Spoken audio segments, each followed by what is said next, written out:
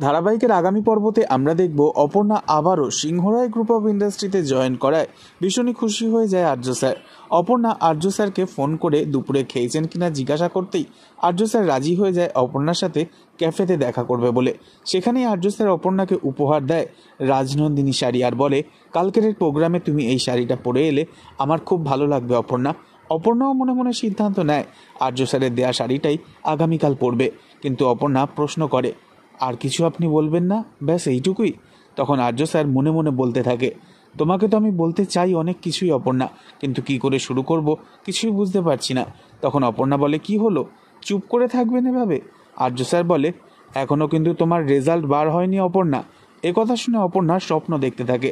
মনে মনে ভাবতে থাকে আর্য স্যার নিজের কোট থেকে ফুল বার করে একটা গোলাপ ফুল হাতে নিয়ে হাঁটু মুড়ে বসে ক্যাফেতে সকলের সামনে অপর্ণাকে প্রপোজ করে ফেলছে। তবে কি সত্যি সত্যি রেজাল্ট বার হলেই অপর্ণার স্বপ্ন এবার সত্যি হবে, নাকি কিঙ্কর এবার বাধা হয়ে দাঁড়াবে অপর্ণা আর আর্যর ভালোবাসার মাঝে? পরবর্তী আপডেট জানতে অবশ্যই সাবস্ক্রাইব করে রাখবেন। ধন্যবাদ।